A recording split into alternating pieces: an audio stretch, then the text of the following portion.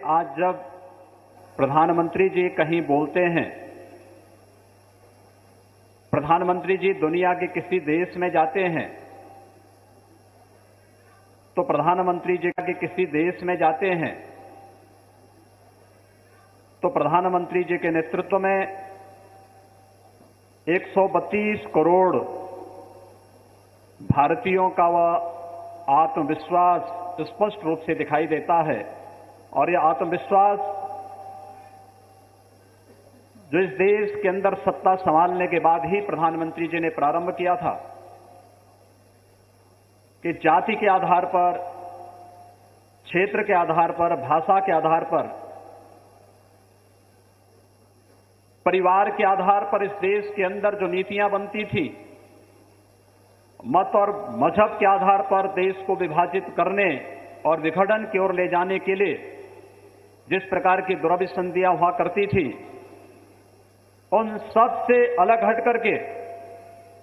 पहली बार इस बात का उद्घोष करना कि हमारी सरकार देश के अंदर किसी परिवार, किसी व्यक्ति, किसी जाति, किसी मत और मजहब के लिए नहीं, बल्कि इस देश के अंदर गांव, गरीब, किसान, नौजवान, महिलाएं और समाज के प्रत्येक तबके के हितों के लिए कार्य करेगी। जो कहा इन 4.5 वर्षों में वह करके दिखाया। और जो उपलब्धियां कल से हम लोग यहां पर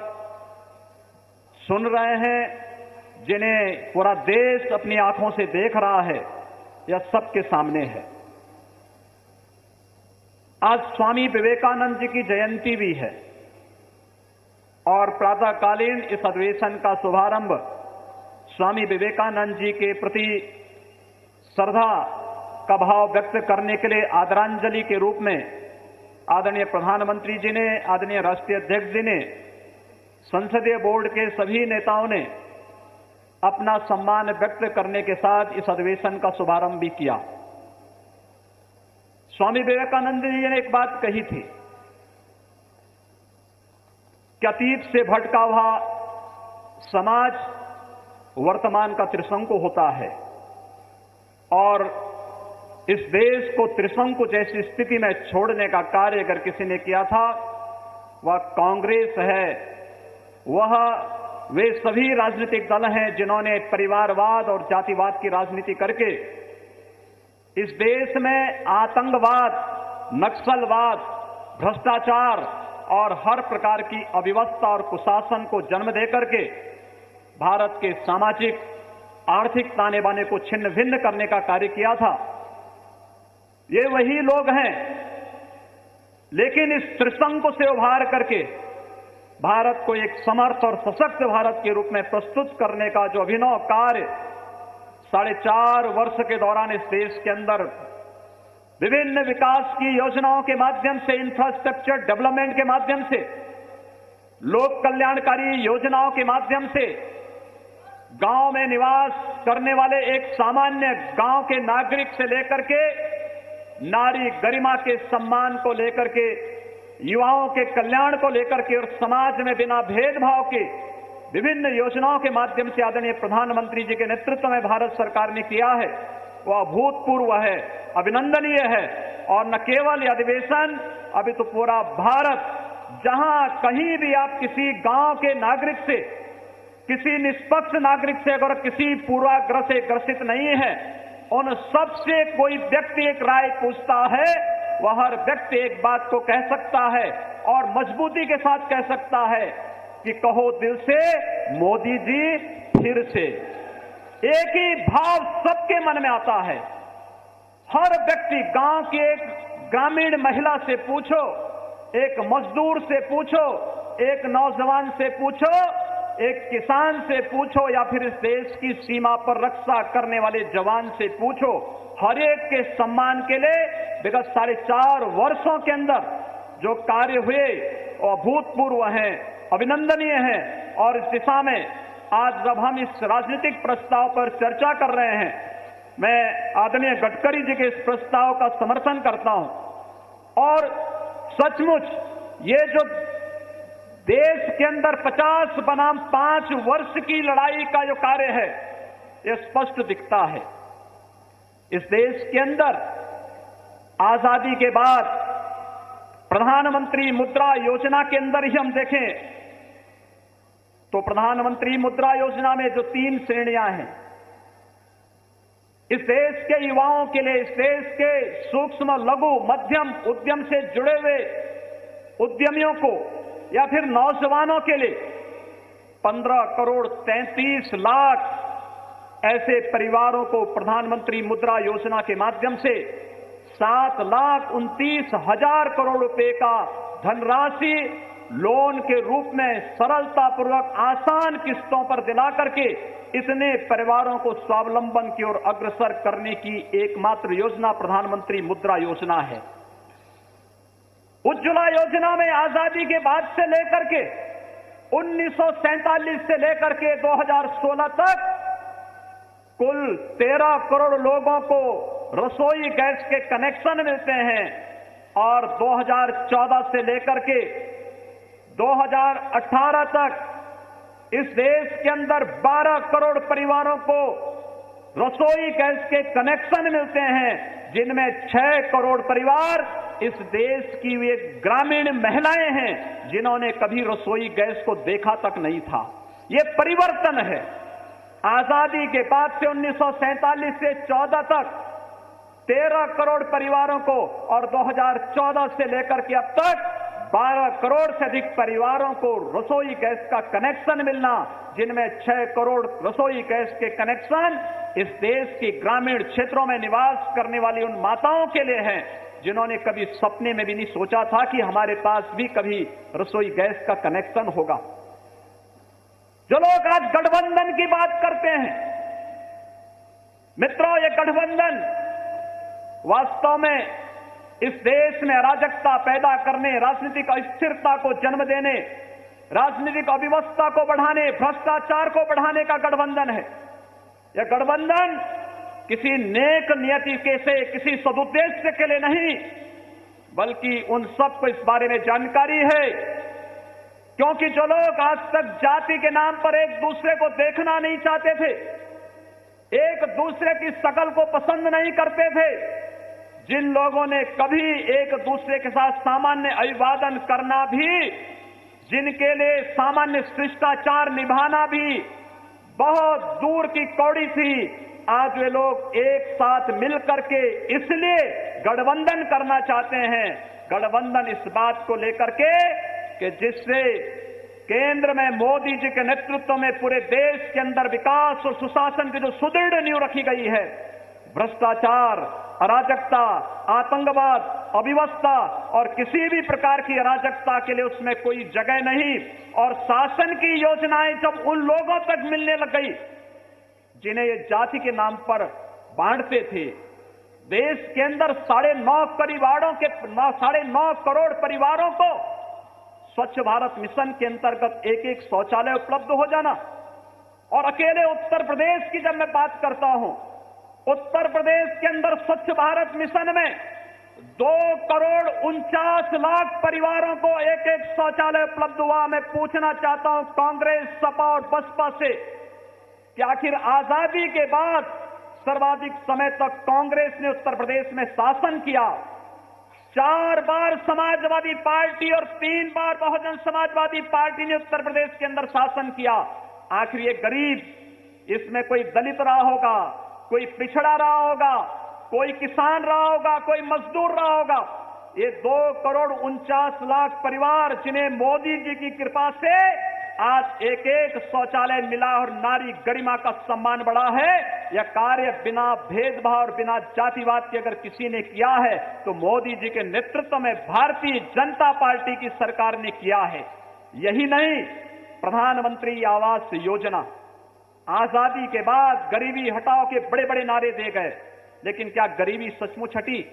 एक गरीब के पास सिर ढकने के लिए छत न हो,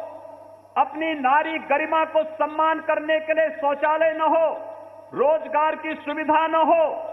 आखिर कैसे गरीबी हटाई जा रही है? देश के अंदर 1.5 करोड़ से अधिक परिवारों को आवास मिलना और विगत 1.5 वर्ष के दौरान हम लोगों ने उत्तर प्रदेश के अंदर प्रधानमंत्री आवास योजना में 18 लाख गरीबों को बिना भेदभाव के एक आवास उपलब्ध दिला कराने का कार्य किया। 18 लाख परिवार। अगर समाजवादी पार्टी की 5 वर्ष के शासनकाल में आप देखेंगे मात्र 63,000 आवास बनते हैं और भारतीय जनता पार्टी की सरकार आती है 18 लाख गरीबों को एक आवास मिलते हैं। ये 18 लाख आवास कोई गरीब होगा, कोई दलित होगा, कोई पिछड़ा होगा, कोई किसान होगा, कोई मजदूर होगा, लेकिन हमने किसी की जाति नहीं देखी, किसी का मत और मजहब नहीं देखा। शासन की योजनाएं उन लोगों तक ईमानदारी के साथ पहुंचाने का कार्य 1 करोड़ परिवारों को प्रधानमंत्री उज्ज्वला योजना में उत्तर प्रदेश के अंदर विद्युत रसोई गैस के कनेक्शन मिलना और 94 लाख लोगों को सौभाग्य योजना के अंतर्गत अकेले उत्तर प्रदेश के अंदर निःशुल्क विद्युत कनेक्शन मिलना, इन बातों को प्रमाणित करता है। जब सौभाग्य योजना प्रारंभ हुई थी तो माननीय पीयूष गोयल जी उस समय बोलते थे कि 4.25 करोड़ परिवार ऐसे हैं देश के अंदर जिनके पास अपने विद्युत के कनेक्शन नहीं है।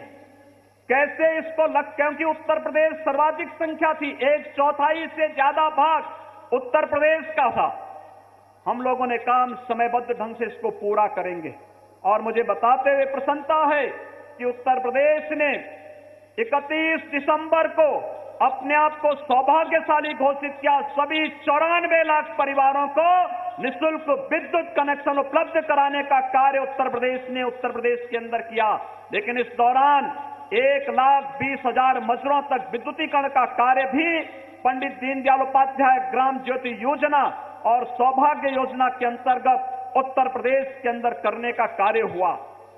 ये लोग 94 लाख परिवारों को जिन्हें निःशुल्क विद्युत कनेक्शन मिला, इनकी भी कोई जाति रही होगी, इनको भी जाति के नाम पर लोग बनाते रहे होंगे, इन्हें भी उत्तर प्रदेश के किसानों को भी लोग इसी प्रकार से बहकाते रहे होंगे। कोई प्रोक्यूरमेंट की व्यवस्था उत्तर प्रदेश के अंदर नहीं थी। जब उत्तर प्रदेश के अंदर नई सरकार हमारी बनी थी, लोक कल्याण संकल्प पत्र में किसानों की उपज को खरीदने की बात और एमएसपी की बात जो कही गई थी, हमारे राष्ट्रीय अध्यक्ष जी ने उस समय कहा था कि इसको किसी भी स्थिति में सरकार को लागू करना चाहिए और पहले ही वर्ष सरकार बनने के तत्काल बाद हमारे सामने चुनौती थी गेहूं का प्रोक्यूरमेंट कैसे किया जाए। पहले वर्ष में 37 लाख मीट्रिक टन गेहूं सीधे किसानों से खरीदना, न्यूनतम समर्थन मूल्य से अधिक दाम किसानों को देना और इस वर्ष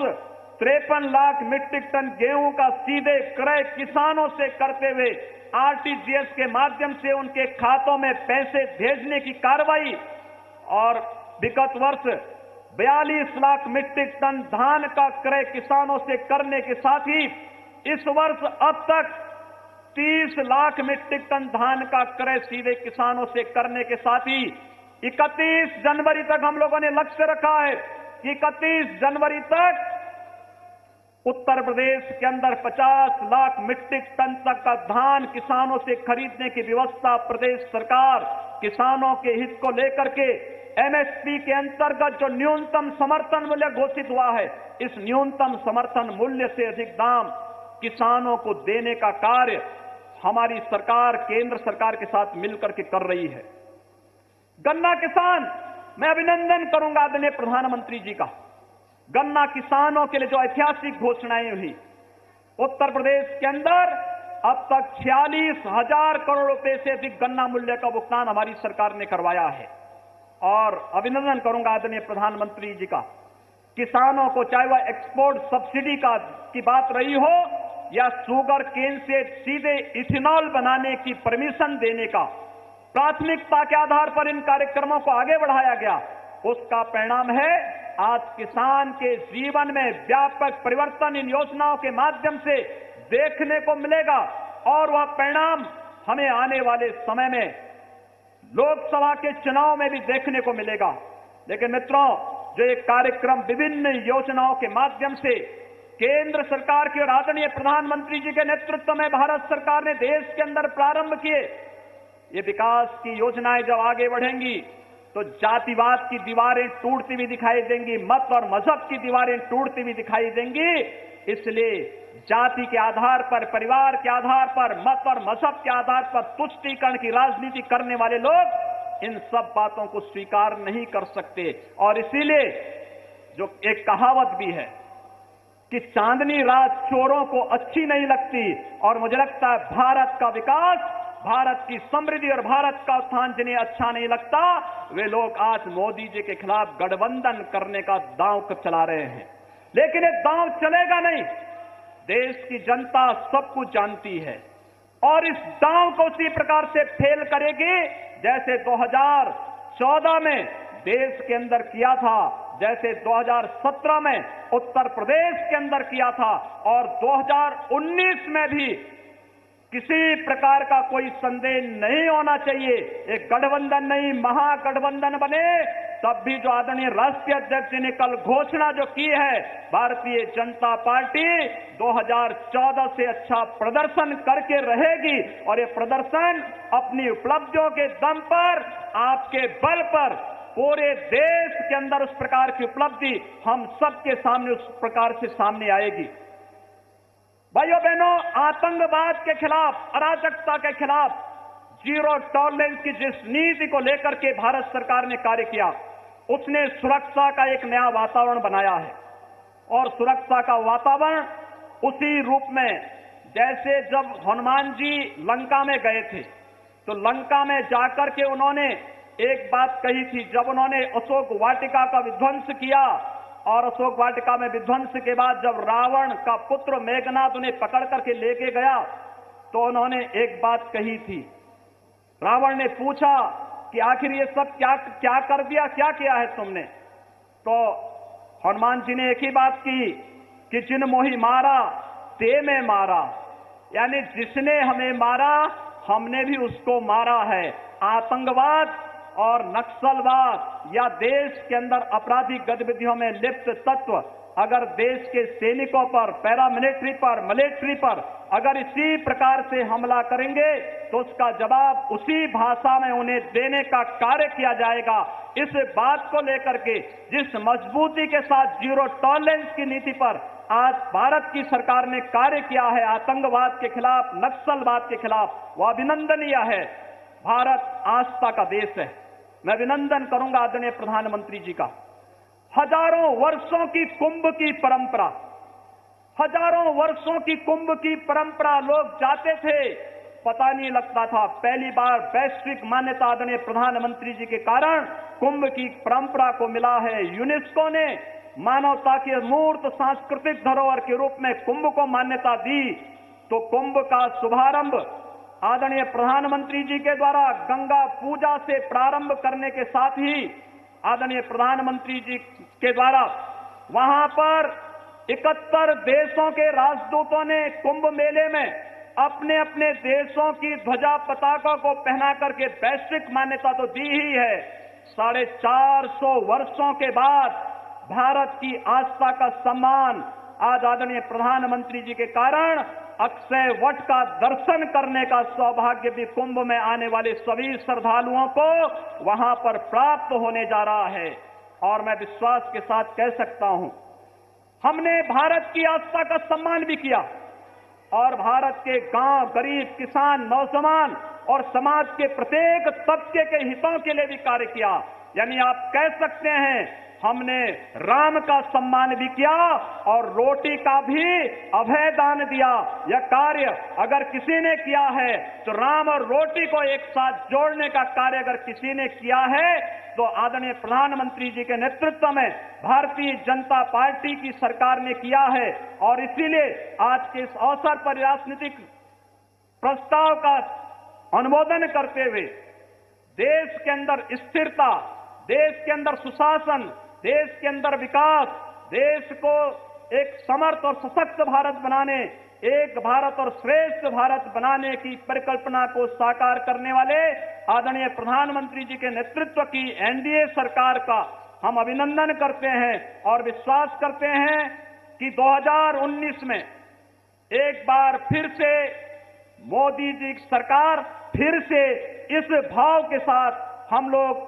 जाएंगे और देश के अंदर एक बार पुनः आदरणीय मोदी जी के नेतृत्व में एक सशक्त और समर्थ सरकार बना करके भारत को दुनिया की महाशक्ति के रूप में स्थापित करेंगे। यही बात कहते हुए मैं अपनी वाणी को देता हूं विराम। जय जय श्री राम।